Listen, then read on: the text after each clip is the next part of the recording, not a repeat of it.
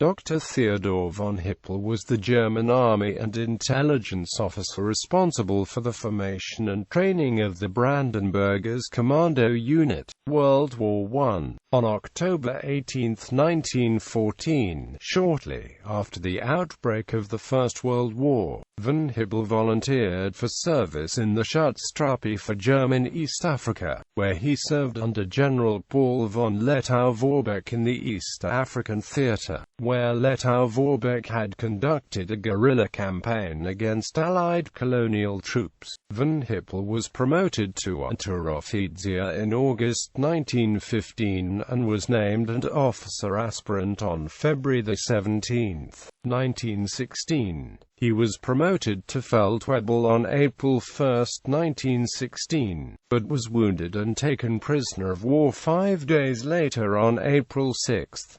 On returning from imprisonment in India on December 20, 1920, he was released from military service with the character of Lieutenant der Reserve Lieutenant. After the war, von Hippel earned a doctorate in political science. Von Hippel re-entered the German army in 1935 as an Oberleutnant in Pionierbataillon Brandenburg and der Havel, and was promoted to Hauptmann later that year. On November 1, 1937, he was transferred to the Abwehr, the German military intelligence service. World War II. Inspired by the example of Lettow-Vorbeck, Hippel proposed that small, elite units, highly trained in infiltration and sabotage and fluent in foreign languages, could operate behind enemy lines, wreaking havoc on the enemy's command, communication and logistical chains. He approached the Reichswehr, where his unconventional idea was rejected. Hippel then approached the commander of Abwehr, Admiral Wilhelm Canaris, who accepted Hippel's idea. Hippel was assigned to Section 2, the Abwehr branch dealing with clandestine operations.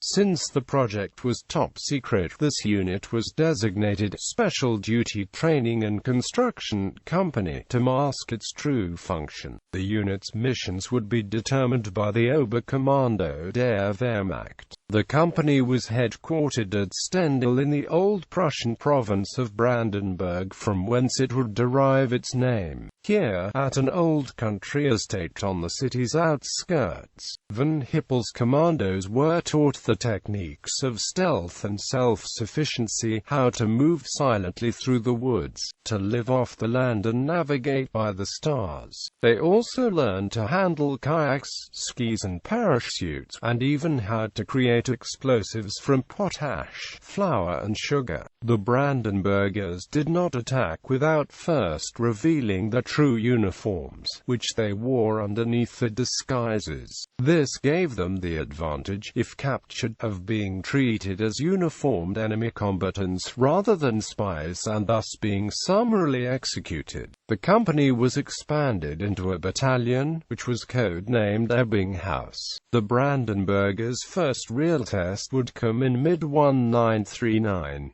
Small teams of these commandos, disguised as miners and laborers, sneaked into Poland to begin infiltrating key factories, mines and power stations. The Germans now had a large covert force of saboteurs deep behind Polish lines. The X-Day for Case White was set for September 1.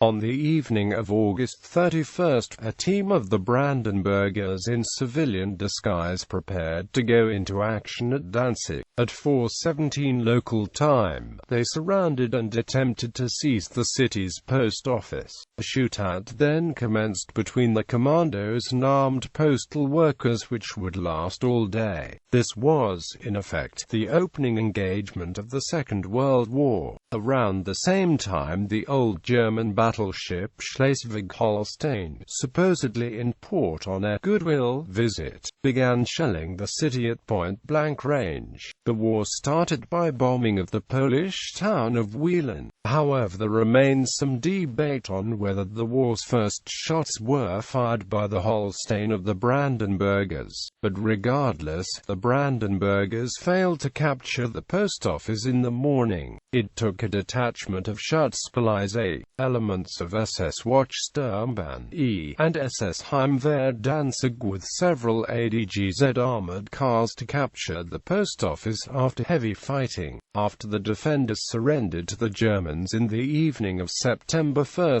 war crimes were committed on the Polish prisoners. Simultaneously, the saboteur teams began to blow up the target facilities where they had been, up until then, employed. Meanwhile, other Brandenburgers slipped across the frontiers, infiltrated behind Polish defensive positions and seized crucial bridges across the river Vistula. At 5 a.m. local time on X Day, the panzer spearheads of 5 German armies would charge across these bridges. But von Hippel's Brandenburgers themselves had been the real spearheads for this first blitzkrieg operation. Although Battalion Ebbinghaus was disbanded at the end of the Polish campaign, they had performed well enough to be reconstituted, under their old Lehrundbau Kompanie code name, as a regiment in time to serve with distinction in the 1940 campaign in France and the Low Countries.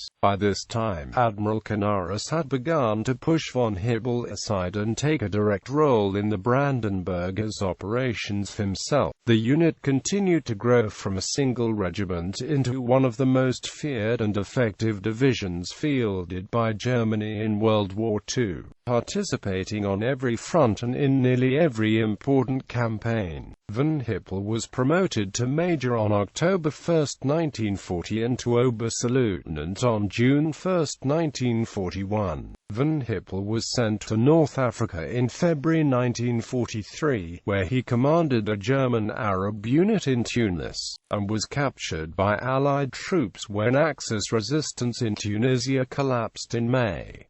Summary of his military career. Dates of rank: Lieutenant der Reserve, December 20, 1920. Oberleutnant, April 1, 1935. Hauptmann, November 1, 1935. Major, October 1, 1940. Oberstleutnant, June 1, 1942.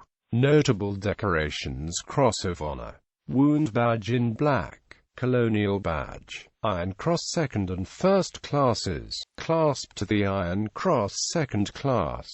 Wehrmacht Long Service Award 4th class.